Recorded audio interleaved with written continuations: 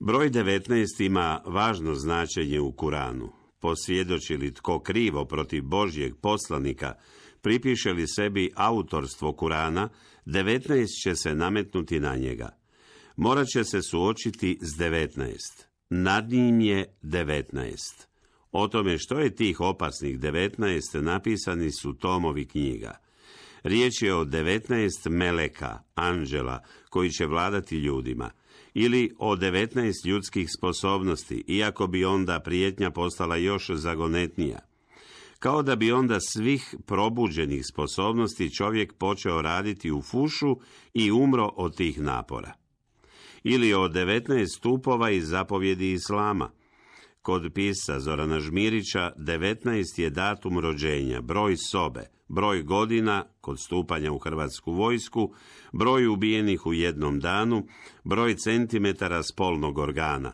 Snaći ćete 19, kaže, kao da je riječ o sofisticiranoj psovci poznatoj sa svih naših ulica, a tiče se nabijanja na spolovilo. Što s obzirom na temu i ton knjige ne bi bilo moguće u značenjskom smislu olako odbaciti. Naslov Žmirićeva romana, Pacijent iz sobe 19, pa onda i njegovo inzistiranje na tom broju, moguće je tumačiti kao autorovu igru s ozbiljnim numerološkim simbolizmima istoka. Tako možemo čitati da je broj 420 u Indiji i Pakistanu ujedno i opis sumnjiva lica, džeparoša ili prevaranta. U Kuranu prva rečenica knjige ima 19 slova. Simbolika ovoga broja u Kuranu je vrlo složena i grana se knjigom horizontalno i vertikalno i nije je moguće temeljitije obraditi u ovom tekstu. No nije isključeno da se naš pisac, sklon u svojim prošlim knjigama spominjanju istočne ezoterije, malo nadahnuo tim numerološko-mističnim vodama, pa makar iz toga da bi im pokazao figu, kao besmislicama dokodnog popovlja. Zoran Žmirić, riječki autor rođen 1969.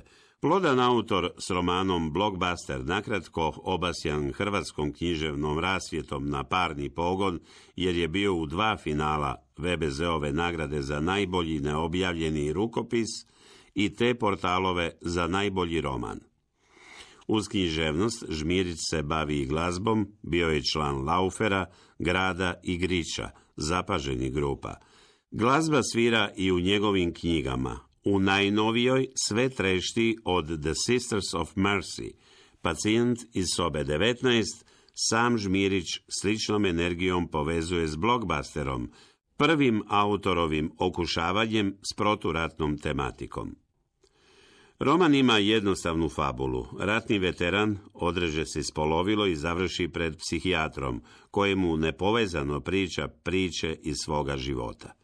Vidimo 19-godišnjaka koji se odjednom nađe u ratu i onda istoga dana smakne 19 zarobljenika. Tijekom akcije nisu im dobro radile Motorole, pa nisu znali da je potpisano jedno od bezbroj primirja. Ideja o puštanju zarobljenih neprijateljskih vojnika nije dobro legla Žmirićevu liku Vanji Kovačeviću. Na početku ovog ispovjedno-terapijski napisanog romana narator kaže: ja sam prije rata u sebi imao mir, a oni su za vrijeme mira u sebi nosili rat. Ispričava se Vanja Kovačević što se tako poetski izrazio. Ovdje bi vjerojatno bilo kompetentno posegnuti za sociološkim, psihološkim, možda i filozofskim studijama prije ratnih vremena, no stariji će se sjetiti istih takvih likova poput današnjih PTSP-ovaca, kako prije rata već poremećeni drežde ispred trgovina, ne čineći i u ona slavna vremena baš ništa, samo što onda zato nisu bili plaćeni. Višestruko nadmašivši ozloglašeni Subnor, zatrovavši cijelo društvo idiotskom binarnom dilemom crvenih i crnih, opteretivši ekonomiju zemlje pod razumijevanjem da drugi trebaju crnčiti i za njih, iako je golem broj umirovljene populacije radno sposoban, baš takvi negativci pojavljuju se kod Žmirića gotovo u serijskoj maniri.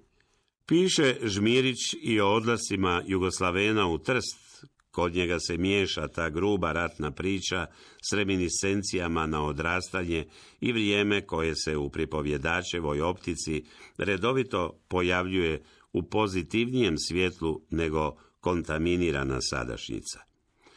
Dok sam šetao Trstom, kaže narator, primijetio sam da je Italija danas dobrih 30 godina iza Hrvatske. Tamo se još uvijek dobro živi. No, kod nas je stvar žešće zapela. Zemlja je puna likova koji ne kuže da nije u redu da drugi rade za njih samo zato što su lakše ranjeni u ratu. Piše i o podložnosti i manipulaciji. Primjer mu je slušanje BBC-a u Francuskoj za vrijeme njemačke okupacije, kada su Njemci folirali da imaju uređaj za otkrivanje slušatelja zabranjene radijske postaje. Kako ljudi nisu dobro reagirali na istinitu informaciju da se kod Njemaca radi o čistoj pozi, poslužili su se laži i rekli da nije moguće otkriti radio prijamnik na kojeg se stavi komad lima, te time ohrabrili ljude da se vrate slušanju antinacističke postaje. Što Žmirića dovodi do konstatacije o nevjerojatnoj lakoći manipulacije općenito. Njegov se lik sjeća rock grupe kojoj je pripadao u mladosti i njihova samoreklamiranja, te kaže: ako smo nas trojica s običnim naljepnicama bez problema uspjeli izmanipulirati cijelu generaciju, što misliš kako je tek jednostavno obmanjivati 100.000 ljudi kad u rukama držiš medije?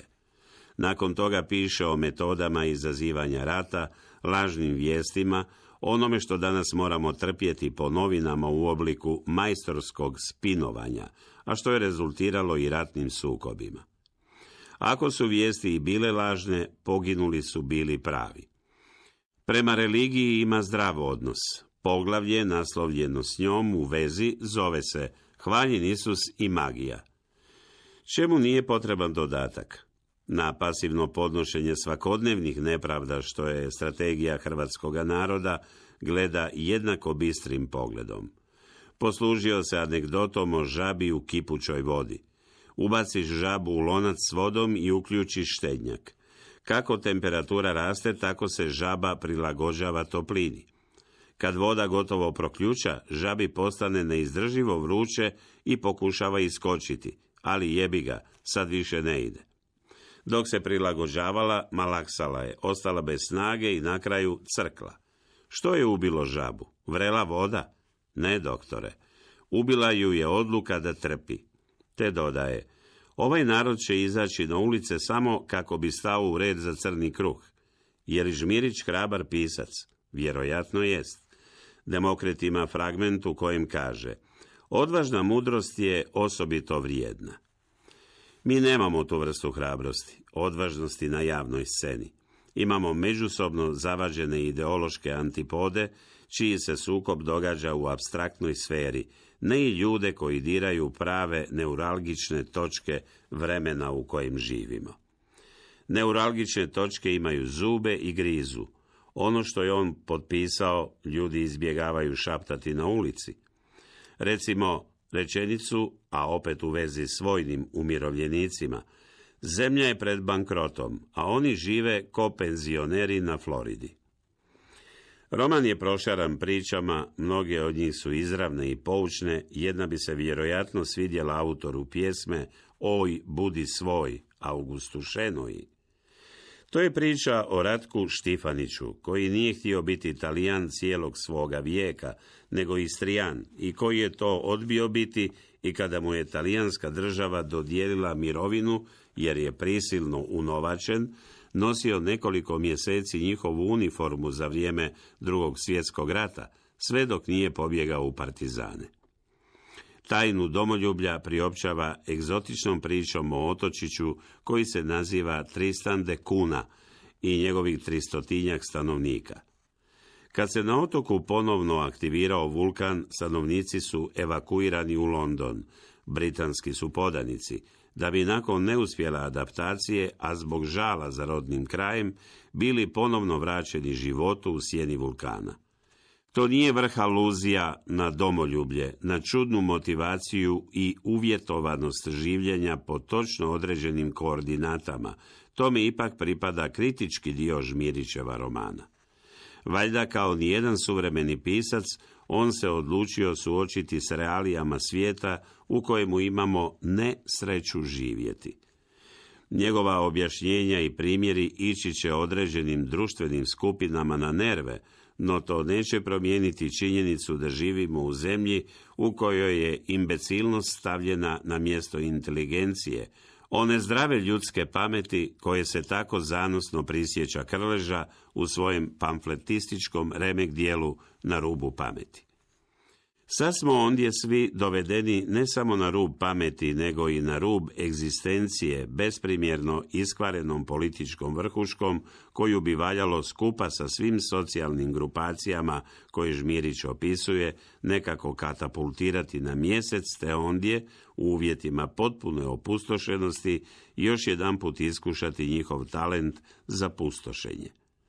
Sablasno ispražnjena zemlja sa vetinskim figurama bizarnih glasnogovornika i spin doktora političkih opcija, koje odreda resi manjak ljudskosti, nedostatak ideje a unatoč njihovu režećem tonu, zapanjujući nedostatak hrabrosti, zaplotnjačkih i neradničkih kukavica, koji su uspješno upropastili zemlju za koju se, da se poslužimo frazom koja ima pokriće u stvarnosti, i krvarilo. U romanu ima aluzija na Leibnica i njegov najbolji od svih svjetova, na Jungovu teoriju sinkroniciteta. Sve to propušteno je kroz stvarnosne, neeruditivne filtere, no daje čitatelju temelje za razmišljanje. U opisu lijepog, sređenog života Žmirić se premeće iz opakog i istinoljubivog kritičara zamalo u Duška Lokina i raspreda o plavim očima i beskrajima, no davno je zapisano da i odmetnici vole balade, pa ćemo mu to oprostiti. Žmirić je najaktualniji, najmanje eskapistički autor hrvatske suvremenosti i zato bi ga trebalo obavezno čitati. Rijeka od Kamova nije imala življu spisateljsku ruku.